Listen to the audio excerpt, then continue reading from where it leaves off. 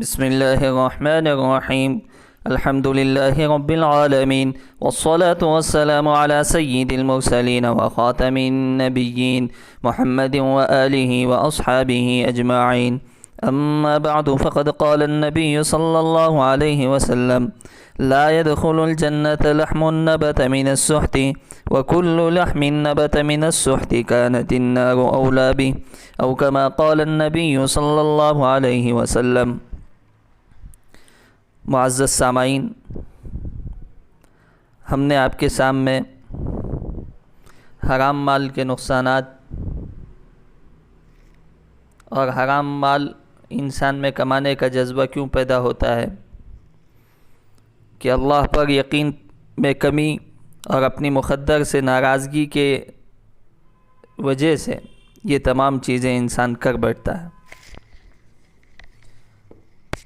جناب محمد رسول اللہ صلی اللہ علیہ وسلم نے ارشاد فرمایا، جس کے جسم کی پرورش حرام مال سے ہوتی ہے وہ انسان جنت میں نہیں جائے گا، اس کے لیے جہنم کی آگ ہی زیادہ مناسب ہے۔ اللہ ہم تمام کو محفوظ فرمائے، اللہ ہم تمام کی حفاظت فرمائے۔ اور اسی طرح حرام مال کے 3 وبال ہیں جو جناب محمد رسول اللہ صلی اللہ علیہ وسلم نے ارشاد فرمایا۔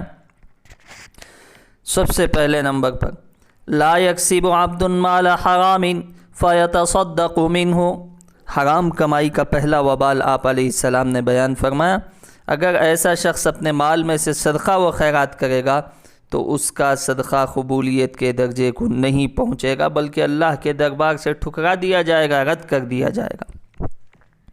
معزز سامعین، یہ کتنی افسوس اور دکھ کی بات ہے، انسان اپنا مال اللہ کے راہ میں خرچ بھی کرے مگر پھر بھی وہ اجر و ثواب سے محروم رہے۔ اتنا ہی نہیں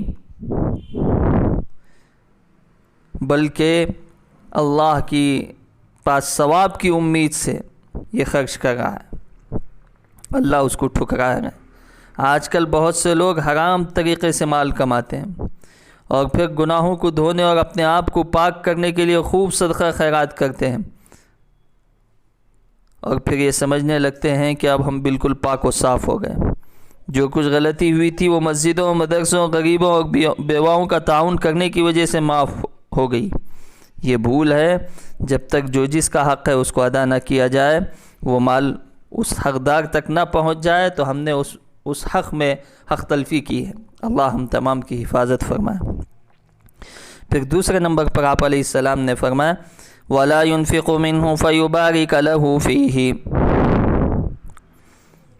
دوسرے نمبر پر فرمایا حرام مال جمع کرنے اور کمانے والے کے مال سے اللہ خیر و برکت ہٹا دیتے ہیں، محروم کر دیتے ہیں۔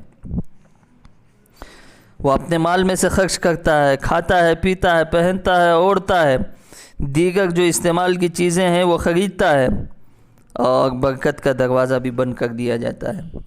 نتیجے کے طور پر کیا ہوتا ہے، چیزیں جلد ختم ہو جاتی ہیں، ہاتھوں سے گر کر ٹوٹ جاتی ہیں، بلا کسی وجہ کے خراب و بیکار ہو جاتی ہیں، اور ایسی بے برکتی ہوتی ہے کہ خود گھر والے پریشان ہو جاتے ہیں، گویا ان کا چین و سکون چھن جاتا ہے۔ یہ وبال ہے حرام کمائی کا، جس کو ہم روزانہ مشاہدہ کرتے ہیں، دیکھتے رہتے ہیں۔ اللہ ہم تمام کی حفاظت فرمائے۔ تیسرے نمبر پر آپ علیہ السلام نے فرمایا وَلَا يَتْرُكُهُ خَلْفَ ظَهْرِهِ، جو شخص یہ حرام مال مرنے کے بعد دنیا سے چھوڑ کر رخصت ہوتا ہے تو یہ مال جہنم میں جانے کا ذریعہ اور توشہ بنے گا اس شخص کے لیے جو اس نے حرام مال چھوڑا ہے۔ اس وجہ سے جب تک لوگ دنیا میں حرام مال کو استعمال کرتے رہیں گے، اس سے فائدہ اٹھاتے رہیں گے، تو مرنے والے کو اس کا گناہ اس کی روح کو برابر پہنچتا رہے گا اور وہ اس کی وجہ سے عذاب جہنم جھیلتا رہے گا۔ اللہ ہم تمام کی حفاظت فرمائے۔ یہ ایسے مال کی ہم کو کیا ضرورت ہے؟ کیا کبھی ہم نے سوچا کہ ہم دنیا میں کیا چھوڑ کر جا رہے ہیں، آخرت کی کیا تیاری کر رہے ہیں؟ یہ دنیا کی محبت نے کبھی ہمیں ان باتوں پر سوچنے پر آمادہ کیا؟ آج ہی سوچئے، کل پر ان باتوں کو مت ٹالیے۔ کل کا کسی کو علم نہیں ہے۔ اللہ نے فرمایا وَمَا تَدْرِي نَفْسٌ مَاذَا تَكْسِبُ غَدًا، کل کیا ہونے والا ہے کسی کو معلوم نہیں ہے۔ وَمَا تَدْرِي نَفْسٌ بِأَيِّ أَرْضٍ تَمُوتُ، اور کس کی موت کہاں آنی ہے اللہ کو ہی معلوم ہے۔ تو اس وجہ سے جو ہم سے جانے انجانے میں غلطیاں ہو چکی ہیں، بالخصوص کمائی کے طریقے میں، اس کو پہلے پاک و صاف کرنا چاہیے، اللہ سے سچے دل سے توبہ کرنی چاہیے۔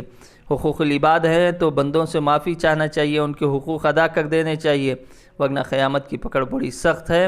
اور یہ محرومی کے 3 وبال جو جناب محمد رسول اللہ صلی اللہ علیہ وسلم نے بیان فرمایا ہے، یہ اس سے زیادہ سخت ہے۔ اللہ ہم تمام کی حفاظت فرمائے، اللہ ہم تمام کو حلال و پاکیزہ روزی نصیب فرمائے، حرام کے دانے اور لقمے سے اللہ محفوظ فرمائے۔ اللہ اسباب کسب کو ذریعہ تجارت میں خیر و برکت کے فیصلے فرمائے، حلال اور پاکیزہ روزی سے ہم تمام کو سرفراز فرمائے۔ آمین۔ وآخر دعوانا ان الحمد للہ رب العالمین۔